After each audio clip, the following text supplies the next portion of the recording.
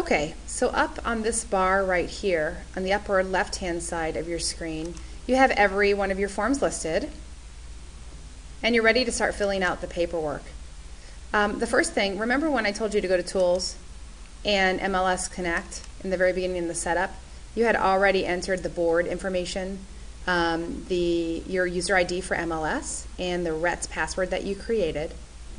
The other thing that you can do is you can enter some information in here, which will upload some information from the MLS into your Zipforms, and will save you a little bit of time in entry. So you need to look at the MLS and look at the MLS listing ID, or the listing number, which is that 4310262. You're going to actually add that in this right here, 4310262, and click Find. And what it's doing, it's looking in the MLS for that listing number, and it pulls up that listing information. When you hit import, it actually takes, well, it brings up this first. Do you want to replace existing data with imported data? We haven't entered anything yet. So I'm going to say yes. I want it to pull in as much as possible. Let me show you what that's done. For example, let's look at the purchase contract.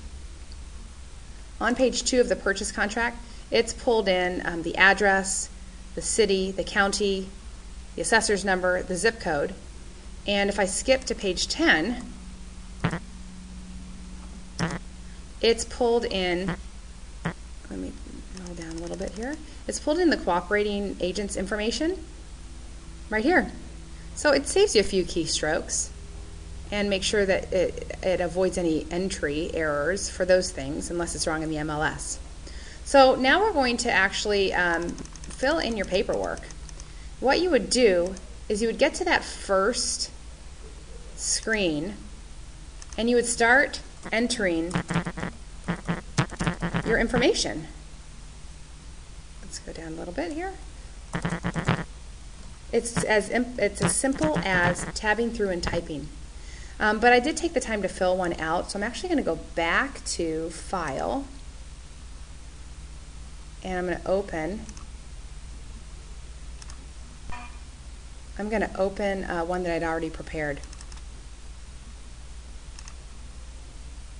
And you'll be able to see, if I can get to the first page, that there's my information all filled out. So you want to make sure that you have the legal description, which you get from the tax records.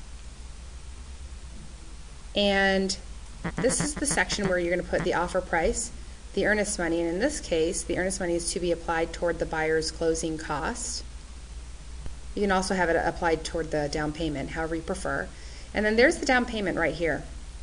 Down payment due on or before close of escrow. And my math works out because this is going towards closing costs, so 140 subtract 40 is $100,000. That's my new conventional loan. How am I going to know that? Remember, I already spoke with the lender, so I know what they intend to do, or I saw that on the LSR, and I've also spoken with the buyer, making sure that's how they want to take the loan. You need to fill out the close of escrow date here. Even if it's a short sale, you need to pick a date in the future, and then you can always amend it, or the agreement notice can amend it. But please pick a date. Here's where you attach your addenda. So you have all these choices. You just check the boxes if it applies to you. In our case, we have the HOA addendum, and I had to add an other, and I just typed in that it was the short sale addendum and the as-is addendum. This is the only way that you're attaching it and making it actually part of the contract. So make sure you do that. Here's the personal, not the personal property, the fixtures and personal property listed here that will stay. But here is where you're going to ask for other things: washer, dryer, refrigerator, potted plants, pool table. Really common things have check boxes: refrigerator, washer, and dryer. If you are asking for those, make sure you describe it. Don't say as existing or existing at time of contract. Make sure you have some kind of a description. Highest and best is model number, serial number, but you can also just visually describe it with the make, like Kenmore side by side, etc. This section is about leased items. Not usually something you put in there, but it is possible that security systems and RO systems and soft water systems are just leased and they would disappear. So that should be disclosed here. You usually see that information in the plano. This is the financing section and deals with what type of financing your buyer is intending to get. When you go through here, even if they're not paying for any discount points, make sure you mark it and put 0. Don't leave blank lines. Blank lines are not okay in this section. And then just designate who's paying for what down here. Same thing with the loan origination fee. If there's none, put 0, but do check a box and put some kind of a value in that space. This is the only set of initials that aren't required for a buyer to initial. That's the FHA notice. If it's an FHA buyer, they have to initial here, otherwise they don't. There's not another spot in the whole contract where buyers' initials are optional. Everything else is required. I'll get to that in a minute. Make sure you don't put TBD for the escrow company unless you absolutely have no idea and you know that the bank is choosing it. But in this case, we put Magnus Title, Denise Sweeney, and put at least a phone number. Assessments and liens, prorations of assessments and fees, these two areas, normally this just stays as it is, that prorations are going to be calculated as a close of escrow. Assessments and liens are usually paid in full by the seller. This section's really important, lead-based paint. You only check one of these boxes if the home was constructed prior to 1978.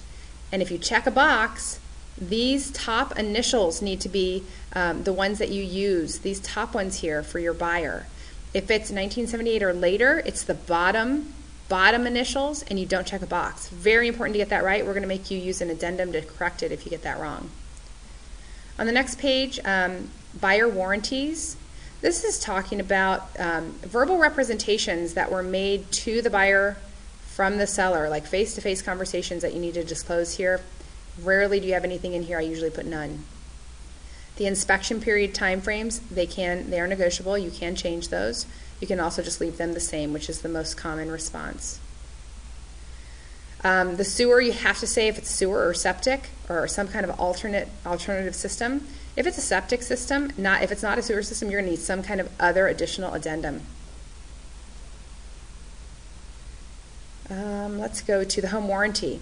Home warranty section, important. You know, you want to designate who's going to order it. If you represent the buyer, I would recommend checking buyer. Let the buyer be responsible. Usually the title company will do it for you, but don't leave it in the hands of the seller to order this coverage.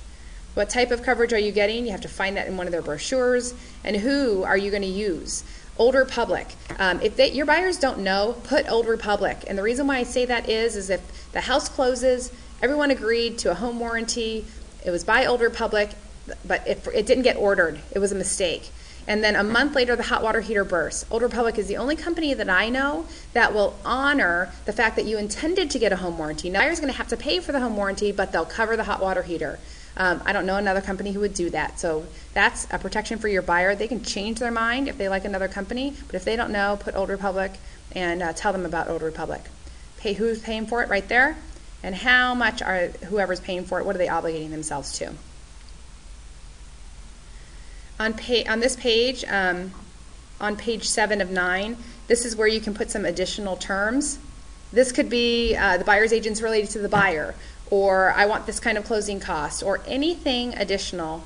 You have the space to write it in there. The next page has instructions about the earnest money. So you need to be really careful about how you fill this section out. It has to do with money. You're always going to mark escrow company with our company. That's who's going to hold the earnest money. And what form are the funds in? This is where you're going to say, I'm giving you this much time to respond to my offer. And on this last page, you put your agency information right here. Fill it out completely. And this is very important. Usually you're marking, I represent the buyer. But in this case, since in our example I'm using Chuck as the listing agent, both me and Chuck work for the same broker, so it's both the buyer and the seller. And we'll look at the both forms of agency a little later in this class.